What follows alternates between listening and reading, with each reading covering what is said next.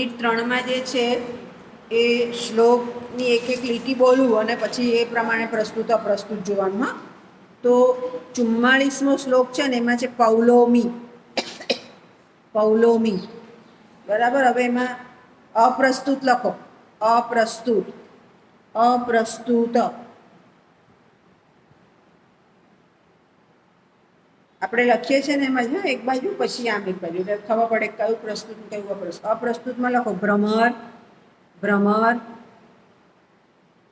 ઇન્દ્રનું ઉદ્યાન, ઇન્દ્રનું ઉદ્યાન. ઉદ્યાન એટલે બગીચો. ઇન્દ્રનું ઉદ્યાન.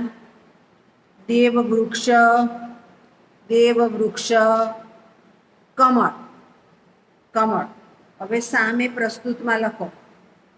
આપણે એ રીતે લખીએ છીએ એમ જ લખજો, હા, એટલે ખબર પડે. સુપાત્ર, સુપાત્ર.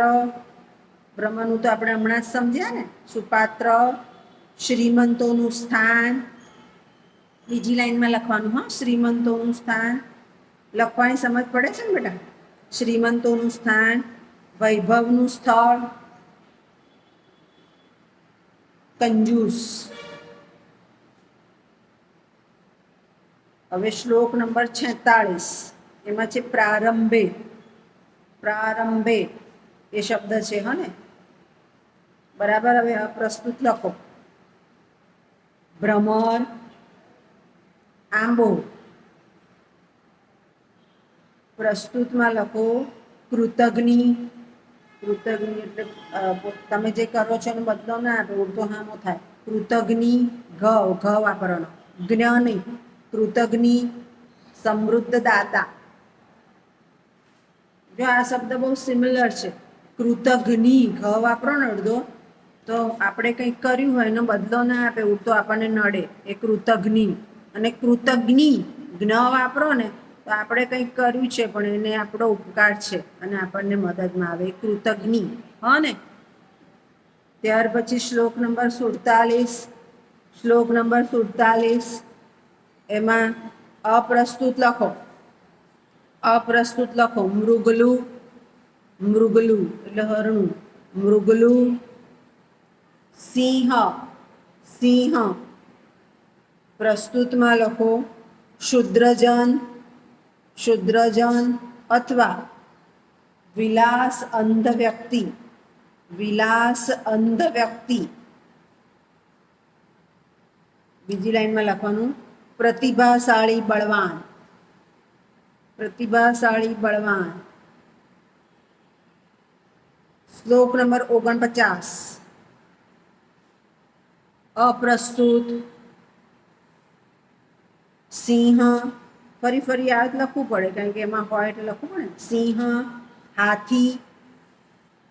મૃગ, મૃગ. પ્રસ્તુતમાં લખો અતિ પરાક્રમી, અતિ પરાક્રમી.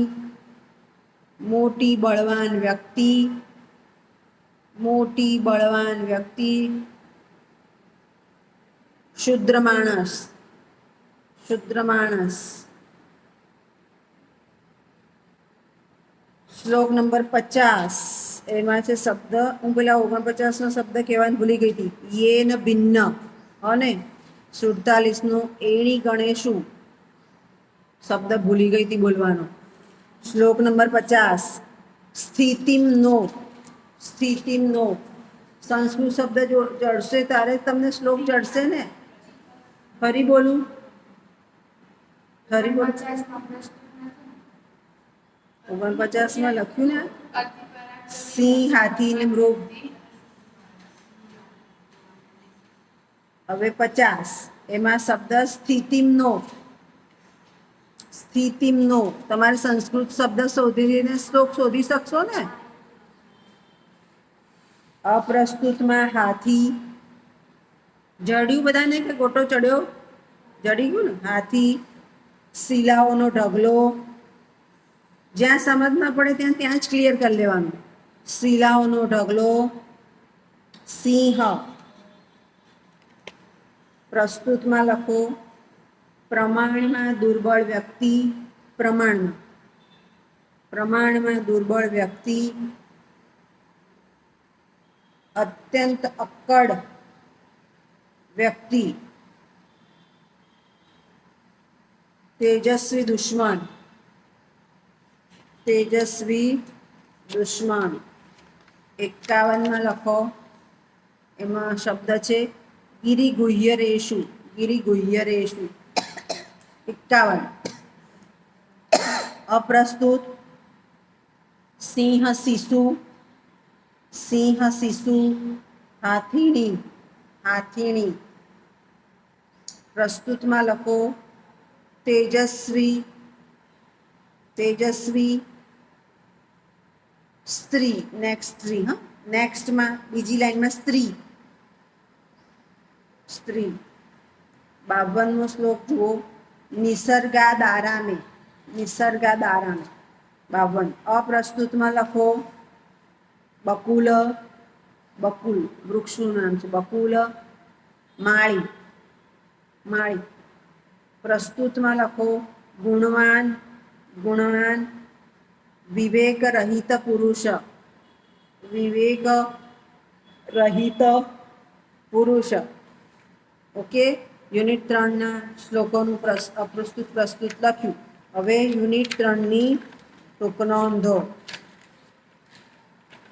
હેડિંગ મારો સીતાની દશા અન્યોક્તિ, સીતાની દશા અન્યોક્તિ.